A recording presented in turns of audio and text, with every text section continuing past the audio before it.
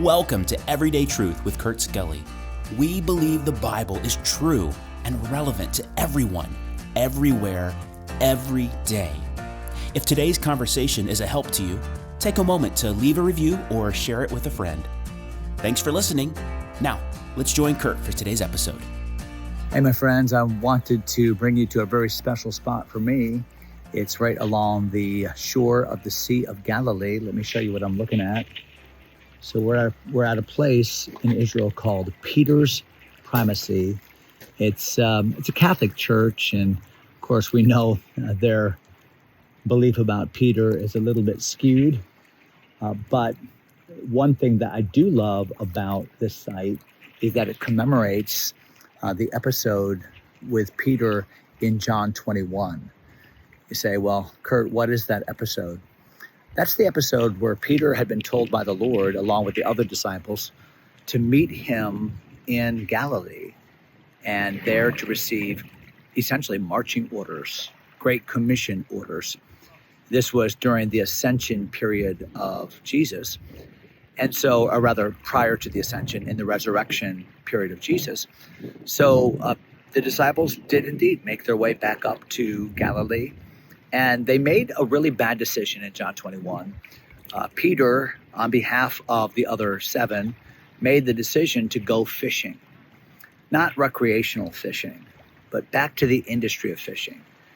To go out at night, to catch fish, to go back to that business. The only problem is Jesus had called him away from those nets to be fishers of men.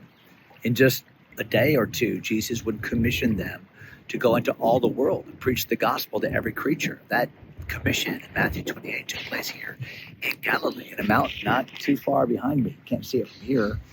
But Peter making that decision was really a decision of rebellion. And you know the story. You know how that Peter was out here on this water in a boat and with the other disciples, the other that were with him, the seven, and they had caught nothing. And Jesus was right here on the side of the shore. And he had caught a fish himself. Jesus had no trouble catching fish that night.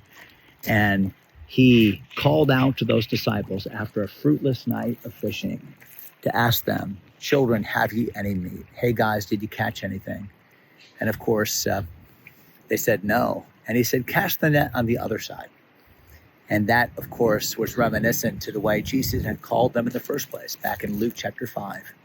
And right here, they did cast the net on the other side and caught a great catch of fish, 153 fish. And only a fisherman would keep track of the number. You can read that in the book of John. And John, of course, was a former fisherman. And Peter immediately knew it was the Lord, dove into the water, swam to shore. Make a long story short, and you know the story. They ate fish with Jesus on the side of that shore. Then Jesus asked the piercing question to Peter. "Peter, do you love me? Do you love me more than these?" And I don't think Jesus was talking about the fish. Do you love me more than the fishing industry or success or the money that you could make in fishing or your former identity? Some believe that. That's not my view. Some have thought, well, what Jesus meant, do you love me more than you love these disciples? I mean, it seems like you're showing more solidarity with them than you are with me. So maybe you are putting them above me in your decision-making. And sometimes we do that with friends or colleagues or a special someone in our life. We idolize them above the Lord. But I don't think that's what the Lord was saying. No, I think what the Lord was driving at was, Peter, do you love me more than these love me? It's an elliptical clause. Do you love me more than these love me? Because essentially that's what Peter had said. Remember on that evening of the betrayal, he had said to the Lord, "Lord, though all men forsake you, I will not forsake thee. I will never forsake you." And Jesus said, "No, Peter, you will. You'll deny me 3 times tonight. But I'm praying for you. And when you are converted, when you come back to your right thinking, then I want you to strengthen the brethren." In other words, when you come back to your right thinking, then feed the sheep, help the people around you. So Jesus asked Peter here on the shoreline, "Peter, do you love me more than these love me? Because you said you did." Peter said, "Yes." And then Jesus said, then feed my sheep. Then do what I've told you to do. And a second time, Peter, do you love me? And a third time, Peter, do you love me? And I think what Jesus was teaching was, if we love him, then the best way to demonstrate that love is not even to answer verbally. It's not wrong to answer verbally. It's not wrong to tell Jesus that you love him.